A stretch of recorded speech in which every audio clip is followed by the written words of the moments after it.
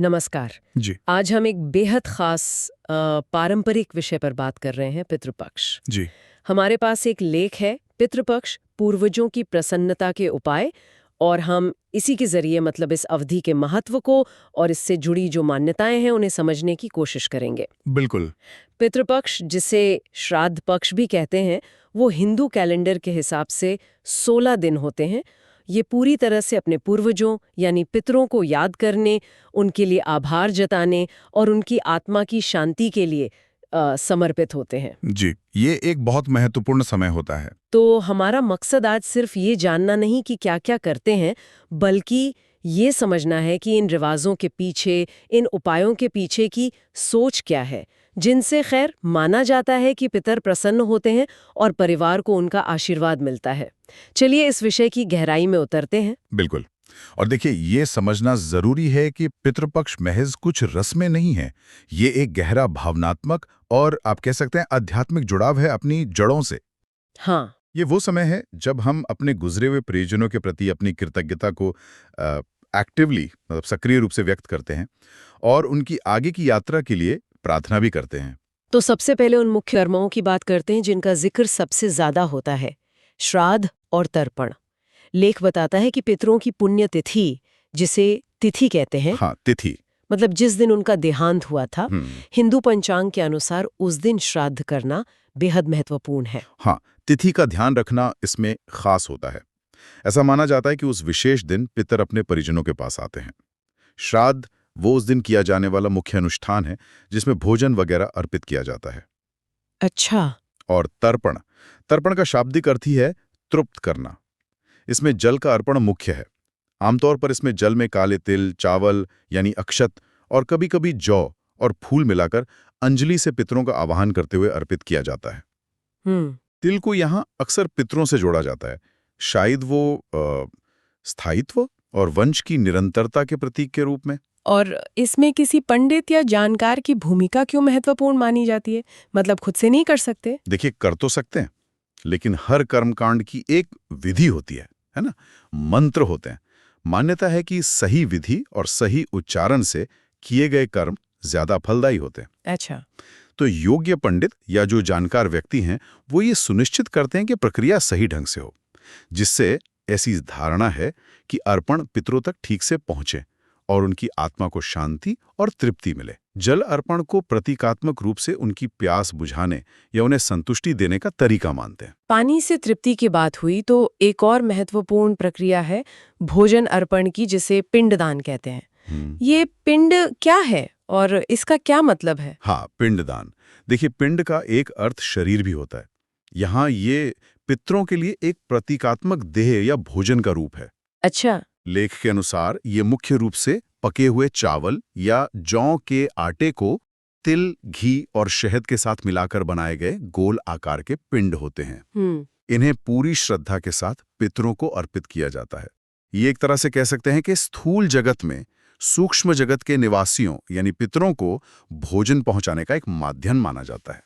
लेख में कुछ खास जगहों का भी जिक्र है जहां पिंडदान का विशेष महत्व है, जैसे गया, प्रयागराज, काशी, नर्मदा नदी का तट।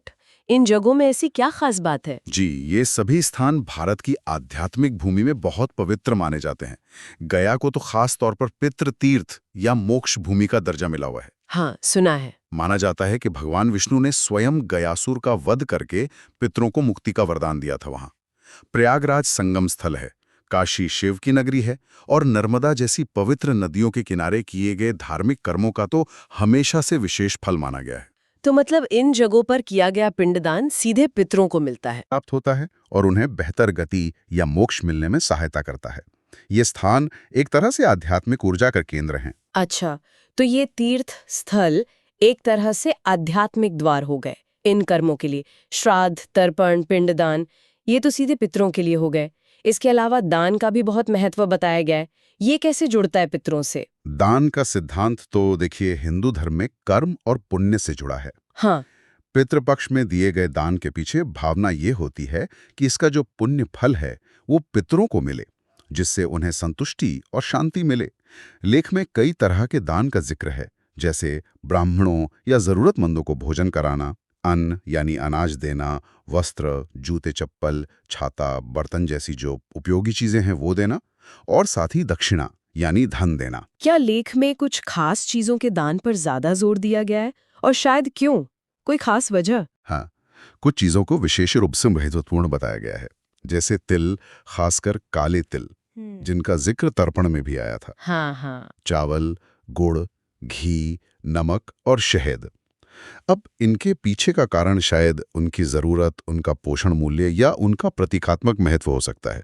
जैसे घी और शहद को पवित्र और ऊर्जा देने वाला माना जाता है। सही बात है। नमक जीवन के लिए जरूरी है, गुड़ मिठास और ऊर्जा का स्रोत है। तो मान्यता यही है कि पितृपक्ष में जो भी हम श्रद्धा से देते हैं वो किसी न किसी रूप में हमारे पूर्वजों तक पहुंचता है और उनकी प्रसन्नता का कारण बनता है। ये सिर्फ वस्तु देना नहीं है, ये अपने पूर्वजों के नाम पर दूसरों की मदद करने का भाव भी है। ये दिलचस्प है।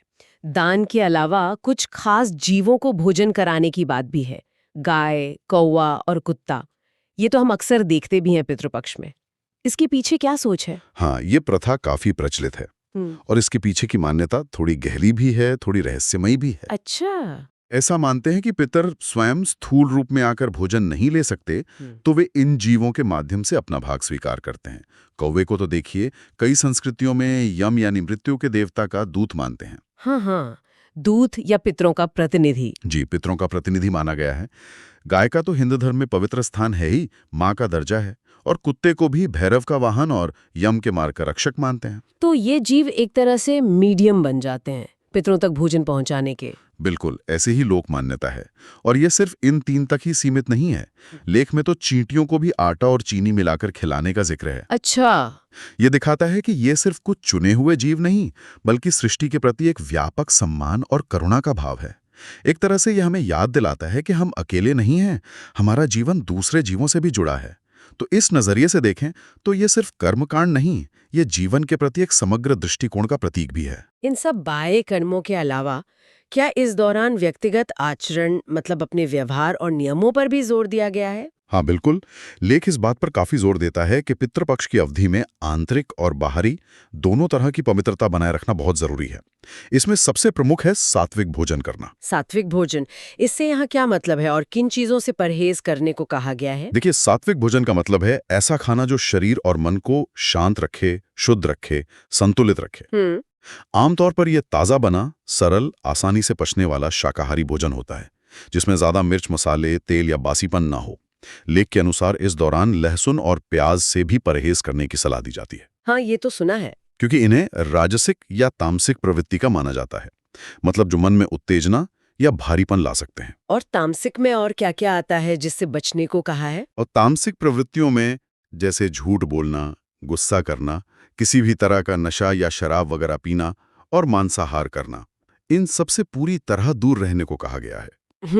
इसके पीछे सोच यही है कि जब हम अपने पूर्वजों को याद कर रहे हैं, उनके लिए अनुष्ठान कर रहे हैं, तो हमारा तन और मन दोनों शुद्ध और शांत अवस्था में हो।